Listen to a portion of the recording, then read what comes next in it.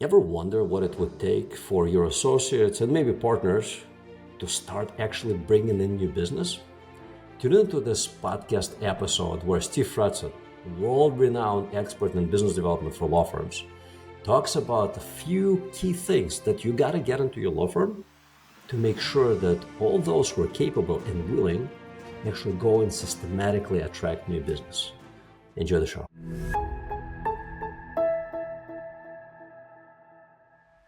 Hi there. I have a small but really meaningful favor to ask you. I watch at the stats on our YouTube channel and Spotify channel, wherever most people listen and watch our podcast. And I see that over 80% of everybody who listens to it regularly is not a subscriber.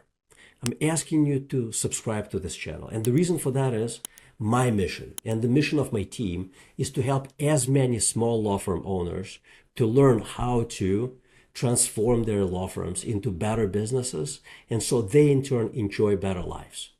When you hit subscribe button, you tell these platforms that this is content worth listening, worth viewing, and they in turn will show it to many other small law firm owners and hopefully help me fulfill our mission of helping them create a better business and enjoy better lives. So would you please do me this favor? It would mean the world to me.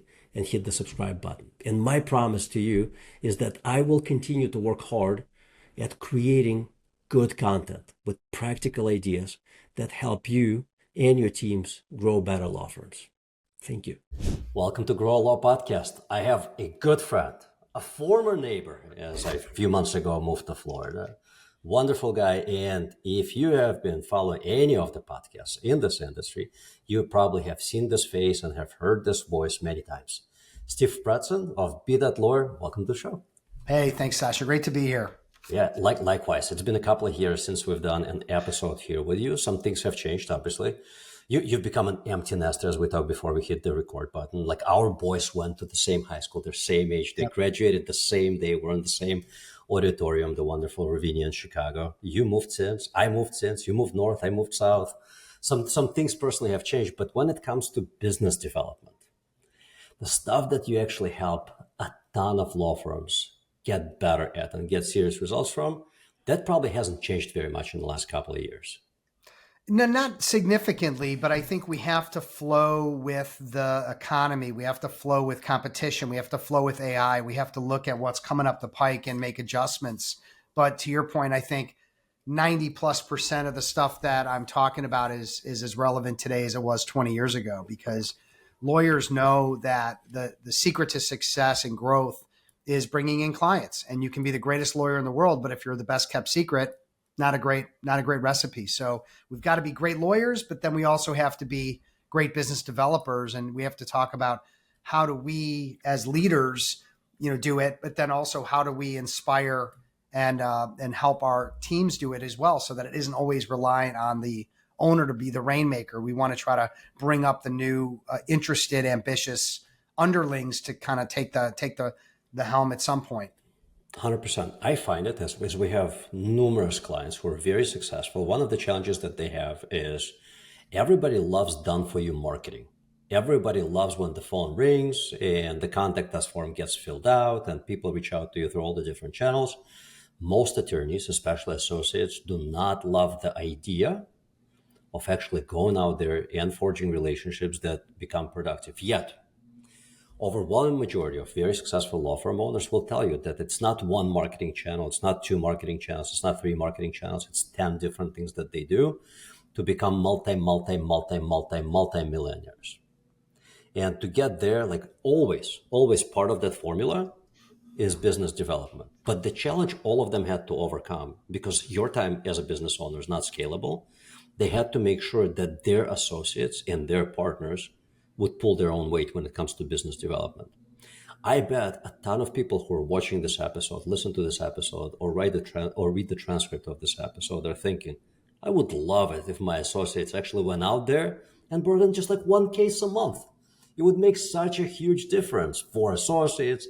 Times one case a month, times 12 months a year, it's 48 cases, times 10 grand a case, $500,000. Yeah. But the challenge is, how do we get associates and partners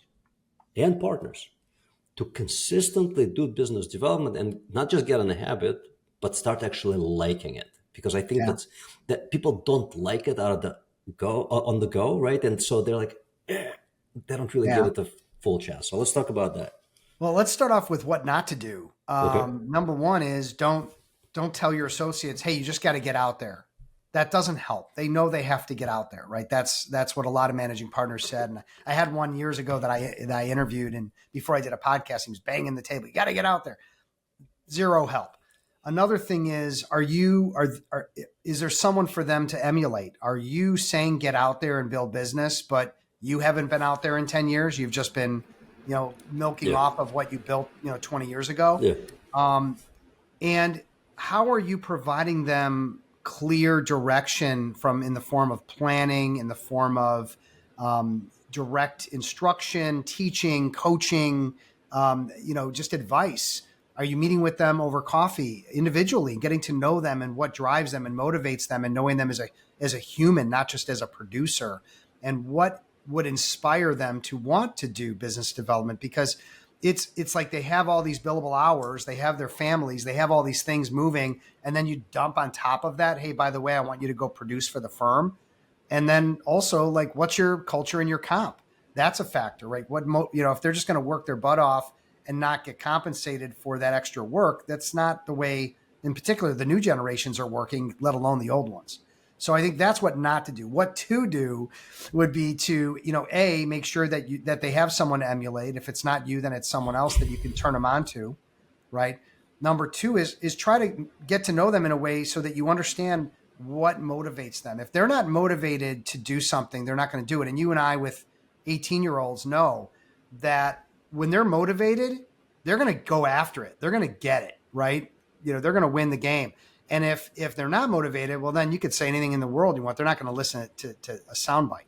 So, understanding if you've got 10 associates or 10 lawyers and 2 are highly interested and 8 aren't, you could still provide support for all 10, but there's 2 that you should really be investing in or that you should be thinking about and working with to try to develop more business and develop them as lawyers and as producers for the firm. You're going to get more out of that than trying to push a rope with 10, where 8 aren't even, on the same planet.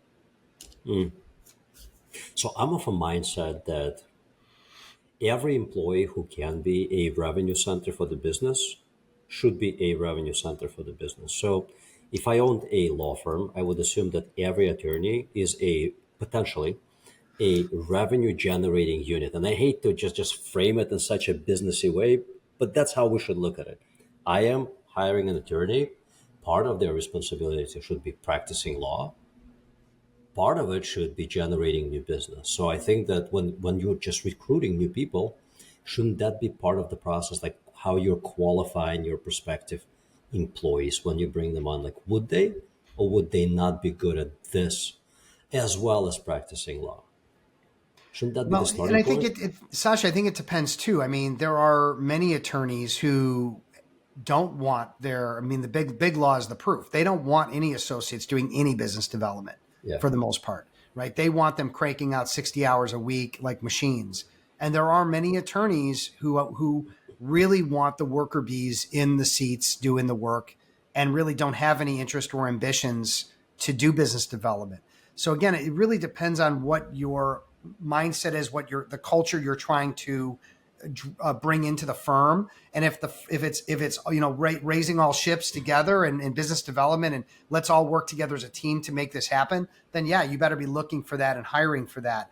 And on the other side of it, you might be, I just need 2 or 3 people aside from myself that can go out and develop $500,000, $1 million plus books of business and let all the other people handle the heavy lifting on the work. And that might be the culture. That might be the effective way for a managing partner or operator to go. So I think it really depends on the firm, the culture, what you're looking to accomplish as, I know some lawyers, they just want, they want to do the business development and they just want to have the lifestyle of going out, building relationships, bringing in the work and do none of the work and just hand it off to all the worker bees. Everybody's got a different flavor. That's sort of the issue with answering that question without saying it depends or some lawyerly answer. That makes a lot of sense. It's just my mind is framed in such a way that I always look for Yeah, you and hidden I are. opportunities. Yeah, you and I are like entrepreneurs, like Yeah. in our souls. So, like for us, we want everyone not to only build business. We want them to do it like we do it, and that's just not easy for most people, and it's not realistic for most managing partners and firms to find that that, and that's one of the reasons that I don't have any employees. I'm a kind of a lone soldier with the ability to hand off work to VAs. Is because I really wanted everyone to be just like me and do what I do and say what I say. And the reality is that That's I think doesn't in work. 10 years, I found one other person that was even close. And that's not an ego thing. That's just a reality of how we're built and then who we're able to find that is built similarly. Yeah, that's an excellent point. I was always of the mindset that I have to scale. Like I have to Yeah. scale. I once had a solopreneurship. I lasted by myself for a little less than a year before I hired an assistant, and I ran it with an assistant for about 3 years, and it was driving me crazy. I could not scale that. It was a consulting business, and I couldn't scale it. So I had to get out of it. Today, I have close to 100 employees, 90, just about 98, I think, at the last head count. And I'm like, more, more, more. Why? And I very recently had this conversation, and somebody told me that, look, you get more cases, you make more money, you get that freedom that you want. And I'm like, no, no, no, no. Freedom comes with an org chart. Like you build an org chart, and that org chart is going to give you that freedom because once you have capable people who are doing most of the things that you're used to doing, or all the things that you wanted to do but never had the chance to do, with the org chart, you're going to be able to take that time off. So we see, like, I see that book that you published, by the way, congratulations on that, a few months ago. Thank you. I see that the top left picture is John Morgan. I bet John Morgan doesn't work 50 hours a week. Well, no, I mean, when he did the interview with me for my podcast and then moving into the book, he was in Hawaii, at Yeah. his place. So it's systems. I mean, he will Hmm. talk systems till your ears fall off, and delegation, and also you say org chart, and I 100% agree. One of the problems that managing partners of small firms, 4, 8, 10, 15 lawyers, is that they're doing everything. They are Yep. billing hours, they're managing the team, they're building business, they're everyone's org charting up to them, right? They're the one line that goes up on the org chart from everybody to them. And what I hear from the top rainmakers and what I hear from the most successful managing partners is the importance of getting a CEO, getting a CFO, or having what I would call, and what Jerry Mattman, who's the $40 million man at a big firm, says is called the lieutenant. And when I talk to lawyers who are big time rainmakers and they're just working their tails off and they have no way to get out of this massive amount of time that they're involved in, wearing too many hats, they need to get a second. So the second is someone with a different set of skill sets. I'm great at developing business. I'm not great at managing, and I'm not interested in really being called every time a client has a problem. So I have a second, a lieutenant, that sits at my side who is great with people, who is organized, and who is someone who could manage all of the things that I'm building. Different skill set than me, right? Not the same as me, different than me. And that's somebody that is then going to manage the team. That is somebody who's going to manage the clients, put together the teams for the clients. I'm no longer getting calls from clients. I'm the one who's now reaching out to have lunch. I'm here to keep the relationships going with the clients and build new clients. But I'm out of the be all end all 100 different hats, position. And that's a huge advantage for the smarter managing partners to get out of, the 100 hat game and start thinking about the org chart and thinking about how to delegate, and finding that number two could be them, and bringing up someone to be that number two could be the biggest change someone makes in building a law practice. Yeah. Yeah. I think playing a game where you wear multiple hats without removing one or two every year is always a losing proposition Yeah. because you're trading all of your time and all of your sanity for relatively modest money because your time is still not scalable. So when you wear those multiple hats, that financial ceiling, the glass ceiling, it's very much present. You have to delegate things left and right, systematically, left and right, in order to continually increase your income. Like you absolutely have to do it. I love the concept of having lieutenants and colonels and generals when you have that growing org chart. I wonder, for a law firm that has 6, 8, 10 associates and or partners, maybe total number of lawyers, 6, 8, 10, would it make sense to have a business development colonel, someone who is responsible for daily performance or weekly performance or whatever periodic performance of all folks involved, if they're all responsible for generating some business, which again, in mindset, everyone should. In other people's mindset, not everyone should.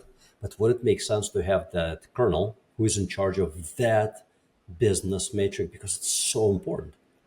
Well, that's why they're in bigger firms and mid-market firms, they have practice area heads and leads. They have business development people. They have marketing people, CMOs. They have all the business, leaders covered so that they have a way of helping the up and comers, get organized with training and coaching and some of the things.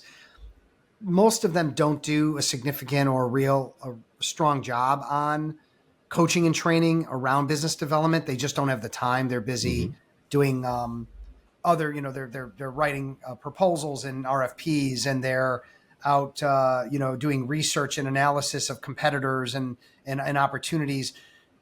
So I haven't met many law firms that have any kind of real strong internal training or coaching program, which is why they turn to me and other coaches that do that.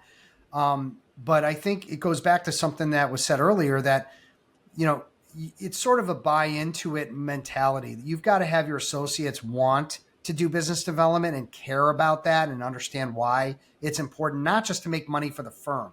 That's a side perk, but it's how are we helping them understand that this is their value and their power in their career. And most people want to sort of hide that because they're afraid they're going to take their book and go somewhere else, right? They build a book, then they're just going to leave all that effort and time and energy we put into them, go somewhere else. But the reality is, if you have a strong culture, you have a way of moving them from associate to partner to equity, if that's in your purview. These are all in a strong culture. These are people that won't leave. These are people that are going to want to build a home and build a career around you and your firm. That's not most lawyers and that's not most firms, because many of them fail at the cultural and the ability to bring up people the right way. They keep everything a secret. No one knows what their comp is. No one knows what their bonus is. They don't know how they get to the next level. I mean, I hear these stories on a regular basis, and I don't know how these firms are going to be able to survive in the future, because that's not really the way the business world works, and it's not the way the future of legal will work. Yeah, I think the legal industry is behind on many fronts. This is probably one of them that's such a stark example. Like in our business, in the marketing industry, everything or most things are very transparent. If you have a shitty culture, your business will be decimated within some time. Like right now, we're recording this. This is middle of October of 2025. We had one sales rep from a competitor reach out to us saying that he's looking for a job and he's heard good things about our business. And I interviewed him and I asked him, what's wrong with the XYZ company that he just left? And he said, it's a sinking ship. I'm like, why? And he explained all the things that are broken in the culture. And I said, okay, you're proficient, you know what you're doing, we'll hire you. But before we hire you, give us 3 professional references. One of the references he provided was his, lo and behold, former VP of sales. I interviewed the former VP of sales and he's like, I've heard good things about your company. So from talking about him being a reference, we're talking about hiring him. I asked him for 3 professional references as I was hiring him. It is a sinking ship. I'm currently at various stages of interviewing 5 people from one competitor at the same time because culturally they messed up. But it's no different in legal, right? I mean, how many different groups are leaving firms? And I'm thinking of one in my head right now, a big firm where they're losing people at a record pace because their culture is so toxic and they're just out to grab the money, and it's every person for themselves. And people are trying to bring in business and they will take the business and give no credit and say, thank you for bringing that in. And they won't even allow them to communicate with the person they brought in. Like it's so completely insane to me in the way that the real world and the real positive cultures behave, that they are eventually going to, they're already paying the price, and they will continue to pay the price, because you can't be in business long term without a strong culture, without strong leadership, and without transparency and fairness. Yep. That just nobody's going to put up with it anymore. Amen to that. It's 2025. It's not 1995 when Yeah. Glenn Ross Yeah. will always be closing. Classic. Yeah. Listen, Coffees for closers. I am guilty of showing that movie to my team of 20 plus sales rep. This is 3 businesses ago, Yeah. when they weren't performing. I thought that was the key to motivating them. That's how stupid I was. This is 20, give or take 20 years ago. Yeah. Mid 2000s. I kid you not. I showed them that movie. I'm like, guys, look, Al Pacino. He knew how to do that, et cetera, et cetera. So let's play through this scenario. Let's imagine that you and I are partners in a law firm, and we're thinking about, how do we strategically grow this thing? How do we leverage our associates and other partners, not managing partners, but other partners? How do we motivate them to do this business development thing? How do we make sure that they want to do it? How do we make sure that they're happy to do it long term? Just walk me through those ideas, and how do we Yeah. put in a system where everyone is pulling their weight? So recently, in the last couple days, I was referred by a top Rainmaker managing partner to their marketing director, who spoke to me. She wanted me to come in, and she wanted to get information and free consulting, basically, about how to train up all their people. And when I say all their people, I mean all the lawyers, right? 18 lawyers. And I got on the call with her, and I said, look, if you want to throw away a lot of money and get no results, have me come in for 6 months and work with your team. Okay. Because you're going to have 18 people, 10 of them don't want to be there. 5 of them are there, but aren't going to do anything with it. And 3 are going to be great. I said, why don't we do this? And here's what I'm going to tell you, this is what I would recommend. Let's leverage my books. Let's leverage my podcast. Let's get them into the culture of why business development is important. Let's have a launch where they, understand, like, hey, we're all in this together. Let's all figure out how we can be more productive and cross market and bring in friends that would never do work with you before, but could certainly throw work into the firm. And let's do a couple of training sessions, like 3 1-hour sessions, on how to identify who the buyers are, identify where the low-hanging fruit is, create basic 2-page plans for everybody. Let's do that for everybody. And then let's see what happens. Let's see who's going to rise to the top and who's going to fall to the bottom. And don't give anybody a hard time. Okay. But from that point, we can take the 2 or 3 people that rise to the top, and let's put our energy and money and time into them. And by the way, don't pay for them. Pay for half of my fee. Let them pay half. Like, get them skin in the game, because they're going to end up on the upside of this anyway. Okay. And then I'm in the process of creating a Be That Lawyer community. There's all these community softwares, Mighty and Circle and School and all this stuff. And I'm in the process of putting together a platform where I can, offer up, my content, books, videos, podcasts, do some, live coaching sessions, panels, all the things I currently do, but within this and through this community. Like, that would be great for everybody, but everybody aren't the few people that should be focused on. So I think developing a culture of business development, yes, but let people work through it over the next year, 2, 3, 5 years to see other people be successful and say, those are the people that I want to be. I want to be that lawyer like John or like Karen or whomever. And that's going to be a better way for this to play out than forcing it upon them or doing nothing, which is typically what I'm seeing, which is unfortunate. Mm-hmm. Would we want to recruit new people who are biz dev savvy or are open to biz dev to help us boost our revenues? Well, if you talk to any of the legal recruiters, okay, what are they recruiting for? They're recruiting for books of business. They're recruiting for people who have business to bring over to a firm, and they want to know that that person has potential for growth. That's where the recruiters are investing their time. If you don't have a book of business and you're not interested in a book of business and you're looking for a job with the air quotes and just to do the work, you're not as hireable. You're not even close to as hireable as the others. So I think if you and I are running a firm and we're thinking about building a business development culture, we're probably looking to poach top lawyers in certain areas that we need to fill for our firm, along with people who have generated business, which comes in our firm and have the interest and the intent of growing their books of business and continuing to bring value into our firm. And by the way, also getting paid out on those originations. And that's going to be, or if we hire, someone out of law school or a clerk or anything, yes, identifying that they have an interest in growth and in learning business development. If that's, again, the culture we're building, Sasha, then yeah, we're going to be interviewing for that as much as, potential skill. What's a good comp plan when it comes to business development? Well, I think the best comp plans that I've seen and from firms, and some of the bigger firms are doing this, especially ones that are transparent and they just lay everything out for everybody. Mm-hmm. And it's incredible that they do that. And they even show like how much people make and what their bonuses were, like all of that. But it usually falls into 3 buckets. The first bucket is billable hours. They have billable hour requirements. If you have a massive book of business, the billable hour requirement might be much lower than if you don't have any book of business, because, they're looking for production, right? Mm-hmm. One way or the other. The second bucket is going to be origination. If you bring in business, you should get compensated for that.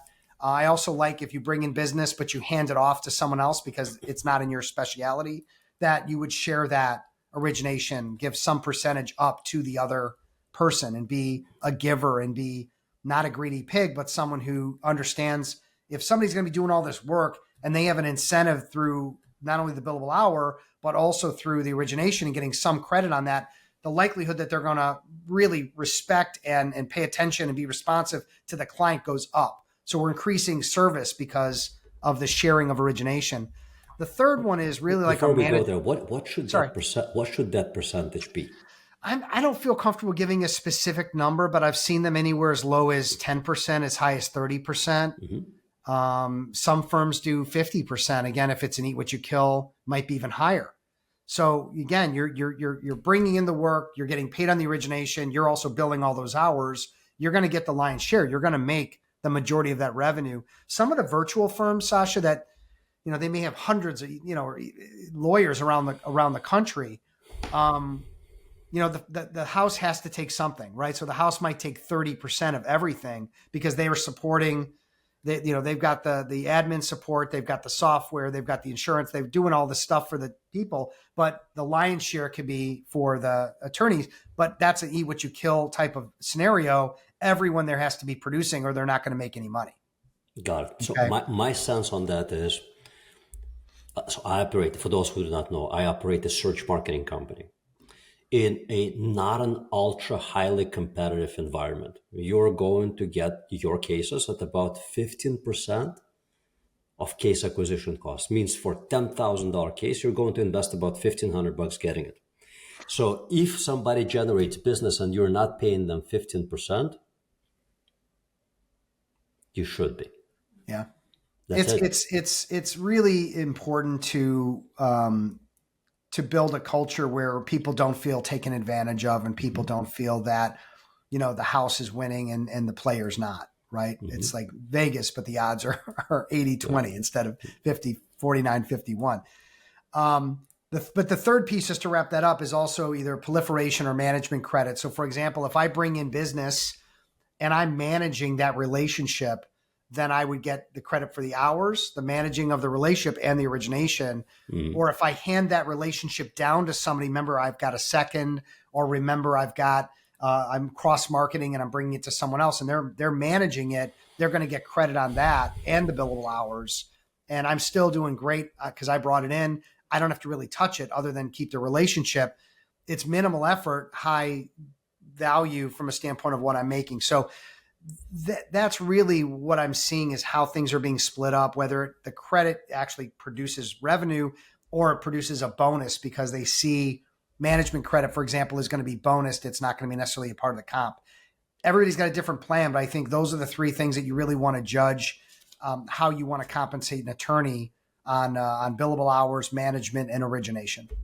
Got it. So I'm thinking now as an associate in your own law firm, I hear that if I do biz dev, I'm going to, in addition to what I get paid, I will make another 15% for whatever I bring in.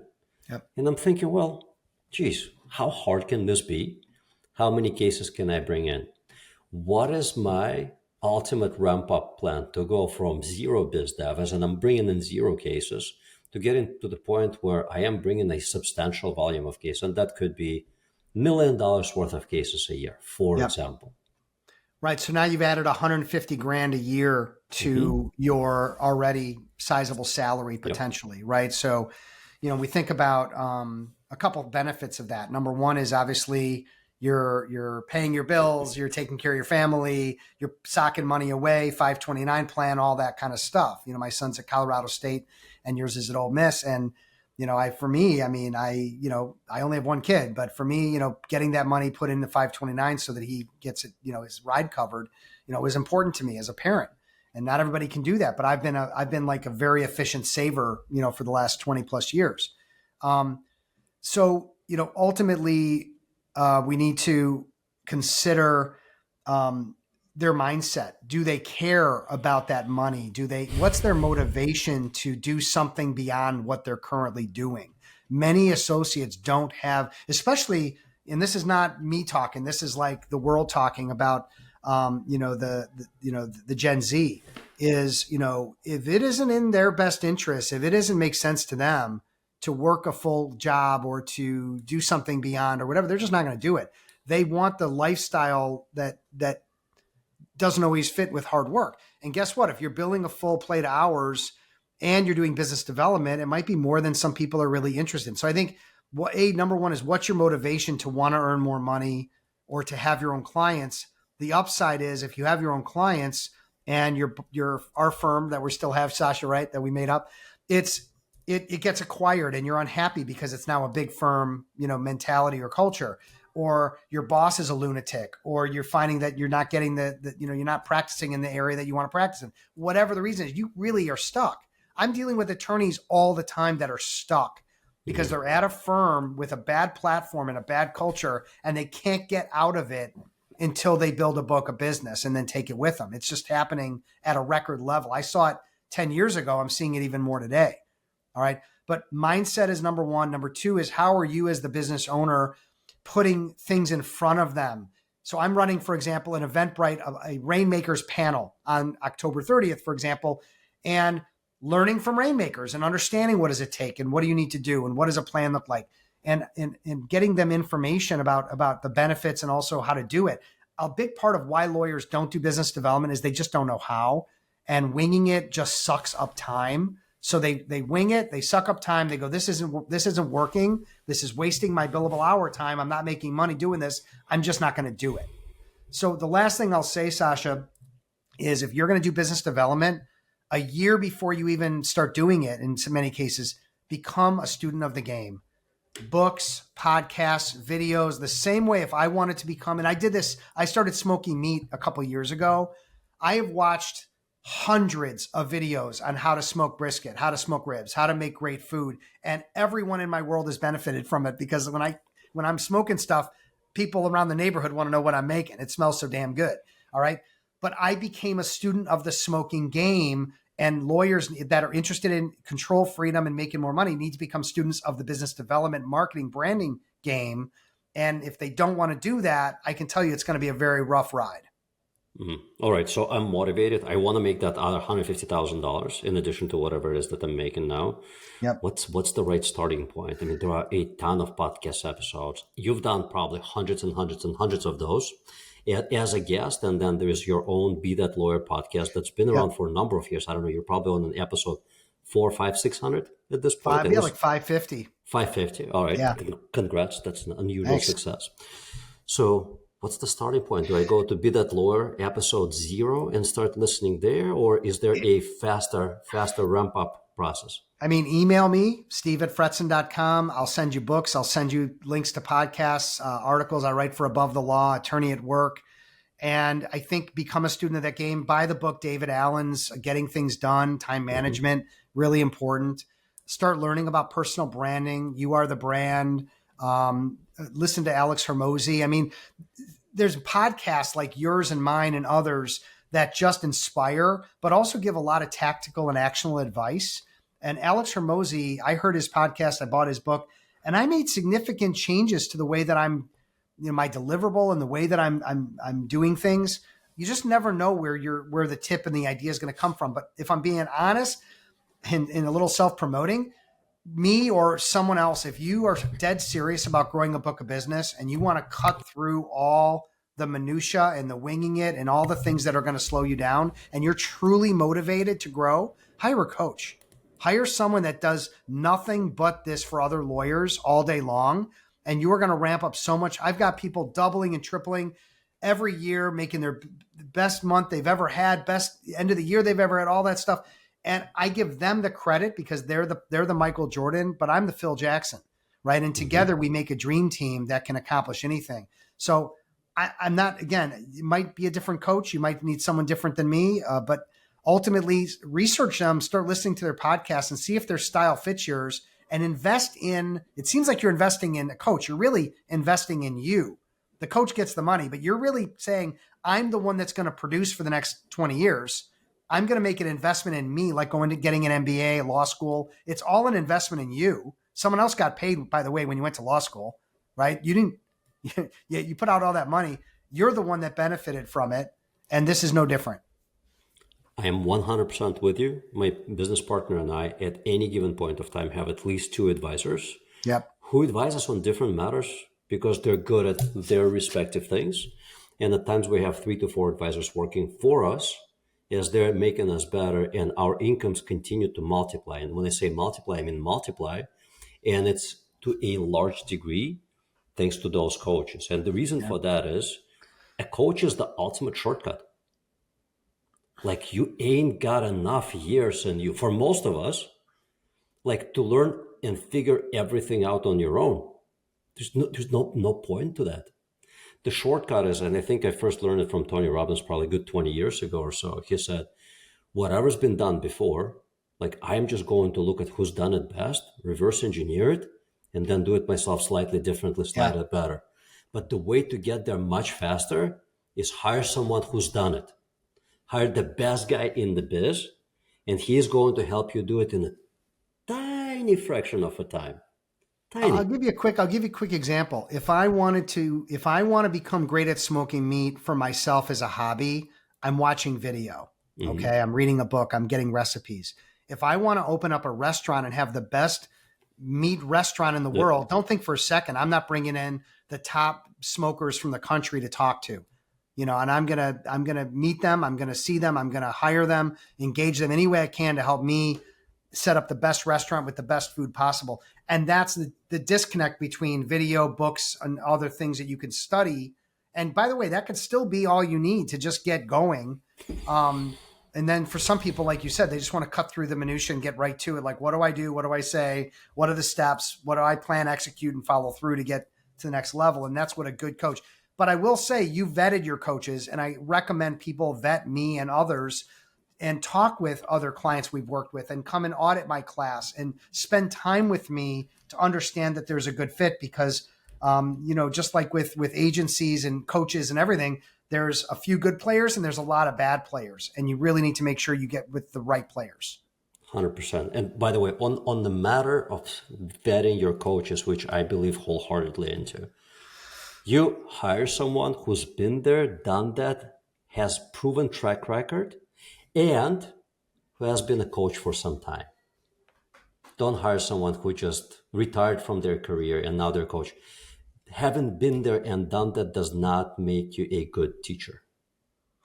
I mean, I agree with you, but everybody has to start somewhere, right? I mean, there's lawyer coaches. There are the people that I talked to someone that had built about a $500,000 book, went into coaching. And I was like, so what are you coaching on? You never did it yourself. No. You have no process or system. I go, this may not be something sustainable for you. You might be a nice person. You might be a good, therapist for people to talk to, but you're really not going to be in a position to help somebody significantly grow a book.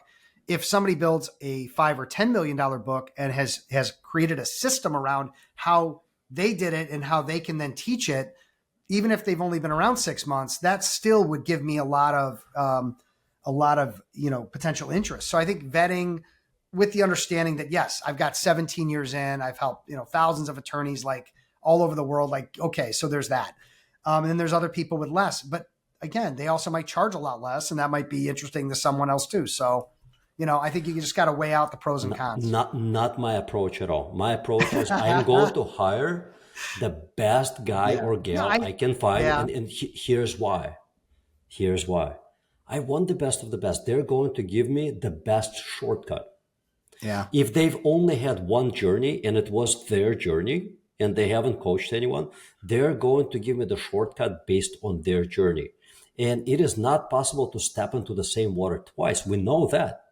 But if they have the benefit of what you have coached thousands of attorneys.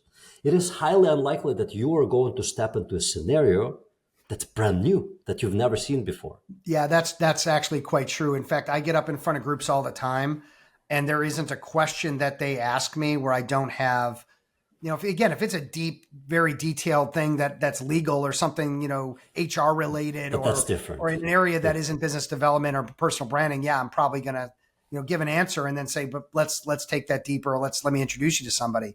Yeah. I get your point there. So yeah, I'm with you. Look, yeah. I agree. I'm just saying, not everybody's going to make decisions like you and I would. Yeah. Well, if you're watching this, listening to this, reading this, I want you to make a good decision. I want you to have a coach in every aspect of your business where you want to significantly improve. You cannot do it, well, I would say you cannot do it in multiple directions at the same time. But then I remembered that LeBron James, love him or hate him, at any given time has 18 coaches. Not one, not two, not 10. He has 18 coaches. Why? Because there are 18 aspects of his life that he is working on either improving or upkeeping. For example, and this just stunned me when I learned that, he has a rest coach.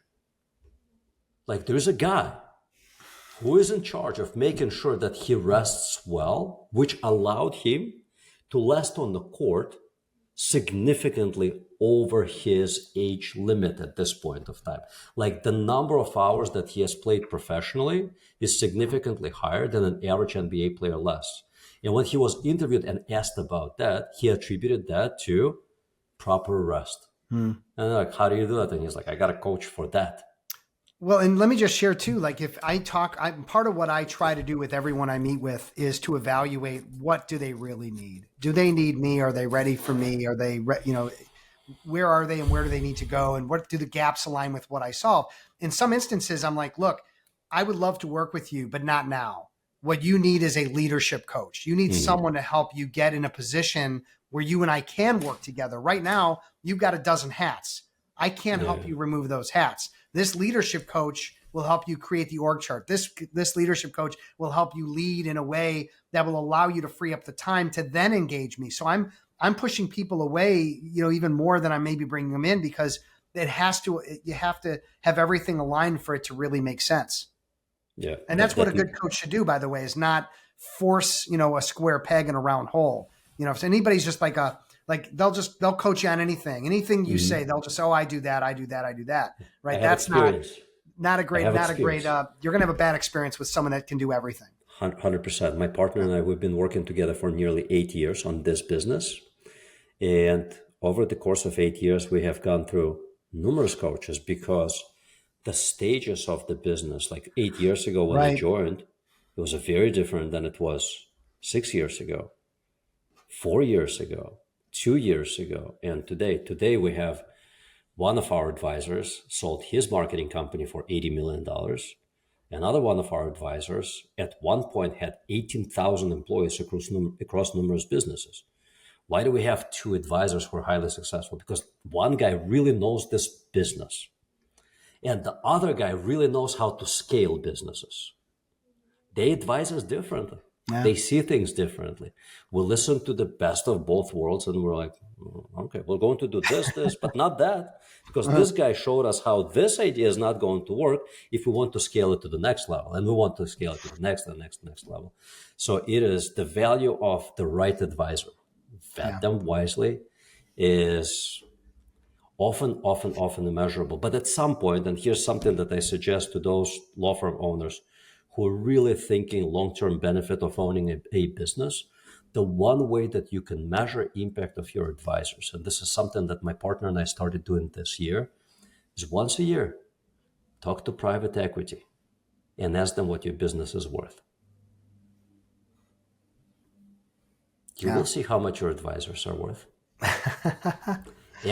Every year, if you meet with those private equity folks and they give you a few more $1 million for your business, that is an ultimate shortcut, because like you personally don't have the time to figure it all out. Your advisors will help you figure it all out. Your advisors will help you build the right org chart. If you're minded to grow like this, like I love massive org charts. To me, they're just joy to look at, right? So that org chart just like keeps on propelling your valuation forward. But like I couldn't have done it without these advisors, and I couldn't have done it without advisors that came before them. And 2 years from now, there's a high probability that I'm not going to have these two advisors, because we're going to graduate a couple more levels up, and we'll be, we need better advisors, guys that ran like 30,000 person companies, 50,000 person companies. Jack Welch is of this world. Jack Welch, when he was alive, he used to coach a little bit for the right people. One day I'd love to have an equivalent of Jack Welch or Warren Buffett. And maybe like once a month, Sasha will talk. We'll talk for an hour. Like imagine what that would be worth to evaluation of my business in 3, 4, 5 years. So get the right advisor. I definitely recommend Steve Fretzin. He's been around for, you said 17 years or? Yeah, I've been around about 21 years, but 21 years. Exclusively in legal has been about 17, and really been just the absolute light of my life, and working with some of the smartest, nicest people in the world, and helping them develop, big books of business, and providing for their families and having wonderful careers and being able to live the best lawyer's life has been, comes back to me in spades.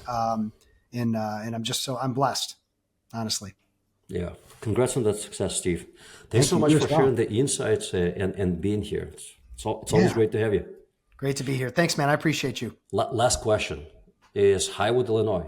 You're now next door neighborhood. And of those of you who haven't lived on North Shore of Chicago, it is one place in the United States that has the highest propensity of restaurants per square mile. I mean, it's a tiny neighborhood that has 100 restaurants. I don't know how many. I don't know about that. I think it used to be more. I think it's actually less now than it used to be. It's less now than it was 20 years ago. It's wonderful to be. I actually am in the town of Highwood, but within a community called Fort Sheridan, which is a military base that's 50% being occupied and 50% not. So I live in a late 1890s horse stable, which I love to tell people it still smells of ghost horses.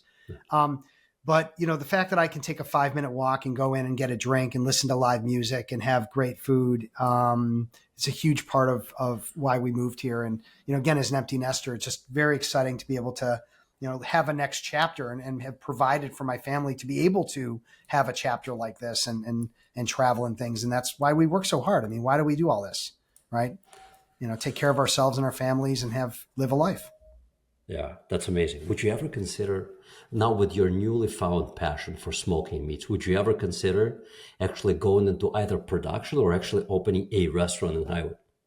I'm not really much, like I've looked into restaurants and I've been around restaurants my whole life. I've worked in half a dozen. And so I've never really had an interest in owning a restaurant. Maybe I would be like someone who would smoke the briskets like every week for a restaurant that would serve it, and I could come in and get my name on it. I don't know. That might be something, but that's the beauty of a hobby, that and playing platform tennis and pickle and taking long walks with my wife and travel. You have hobbies, but it doesn't mean it has to be your job. I'm so passionate about what I do. I take Fridays off, but I have 3 meetings tomorrow. Right? Why? Well, because I can't help myself. These are clients and prospects that want to meet with me, and so even though I'm taking off tomorrow, I still have a bunch of meetings in my schedule. So it's everything's great, man. I just if you have, like you said, if you love what you do, makes all the world a difference. 100%. I sometimes am like sitting here working, like my baby is asleep, everybody is asleep, but I got this idea and I'm working on it, and then I'll text one of my teammates. I'm like, "Hey, you up?" And they're like, "Yeah. What you got?" And then we sit here and we brainstorm. It's like 9 o'clock here, 10 o'clock here, and there's like 6, 7, 8 o'clock, depending on where they are in the country.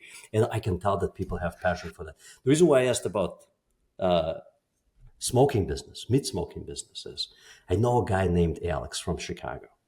He developed the same passion for meats decades ago, and he opened this tiny, tiny, tiny manufacturing facility in Mundelein, Illinois, called Aleph Sausage. Today, Alex does well over $100 million in revenue. Wow. It's been probably 22, 23 years since he started. Yep. But he started with passion for smoked sausages. Yeah. Amazing. It's a Chicago story right there. It's a Chicago story. How's the sausage made? Yeah, exactly. Steve, it was wonderful to see you. Thanks, Thank Sasha. you. Appreciate it.